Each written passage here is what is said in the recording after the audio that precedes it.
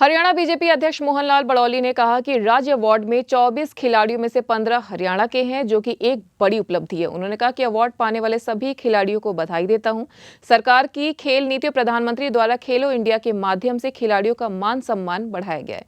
खिलाड़ी जब खेलते हैं तो 140 करोड़ देशवासियों का सिर गर्व से ऊंचा होता है। वहीं ईडीसी में 20% बढ़ोतरी पर विपक्ष के सवालों पर बीजेपी अध्यक्ष मोहनलाल बड़ौली ने कहा कि सरकार की नीति है, जिसे विकास को ध्यान में रखकर बढ़ाया गया है। हरियाणा सरकार द्वारा बजट के लिए आम लोगों से सुझाव लेने के फैसले पर कहा कि आम नागरिक चाहे वह किसी भी क्षेत्र में काम करता हो, अपने विचार और सुझाव खुले मन से दे सकता है।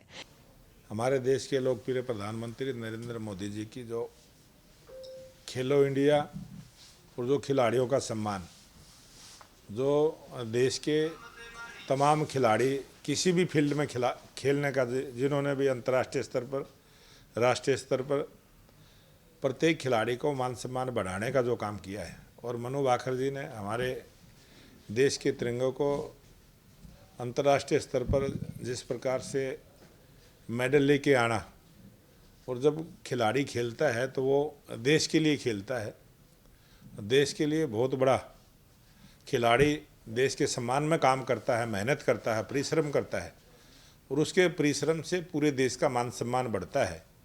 मैं धन्यवाद करूंगा देश के लोकप्रिय प्रधानमंत्री नरेंद्र मोदी जी की सरकार ने जो खिलाड़ियों को सर्वोच्च सम्मान देने का काम तो किया ही किया, उसके बाद जो अन्य खिलाड़ी थे, पैरालंपिक के थे या अन्य और भी खेलों में अर्जुन अवार्डी के रूप में भी, और अनेक पुरस्कार जो खिलाड़ियों को मिलते हैं, सभी खिलाड़ियों को जो सम्मानित करने का काम किया है, ये बहुत अच्छा काम किया है। मैं देश के प्रधानमंत्री श्रीमान नरेंद्र मोदी जी का बहुत बहुत आभार, धन्यवाद प्रकट करता हूं। इसी के साथ किसानों को लेकर मोहनलाल बड़ौली ने कहा कि सरकार किसानों से बातचीत के लिए तैयार है। किसान जब चाहे सरकार से बातचीत कर सकते हैं। केंद्र सरकार बातचीत के लिए तैयार है और बातचीत हमारी जारी है, और सर्वोच्च न्यायालय ने भी कमेटी का गठन किया है। सर्वोच्च न्यायालय ने जो टीम बनाई है उससे भी बात करेंगे।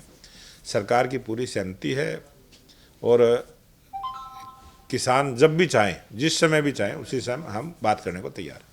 भूपेंद्र हुड्डा द्वारा नेता प्रतिपक्ष को मिली सुविधाएं न छोड़ने पर उन्होंने कहा कि यह भूपेंद्र हुड्डा पर निर्भर करता है, उन्हें संविधान के आधार पर यह सुविधा छोड़ देनी चाहिए। ये उस पार्टी के नेताओं की जिम्मेवारी बनती है, वो नैतिक जिम्मेवारी लेते हुए, संविधान को समझते हुए, संविधान की पालना करते हुए, जब आदमी जिस पद पर नहीं है, क्या वो उस पद का, उस सुविधा का अधिकारी है कि नहीं है, ये उसके विवेक पर भी बहुत सारी चीज़ें डिपेंड करती हैं।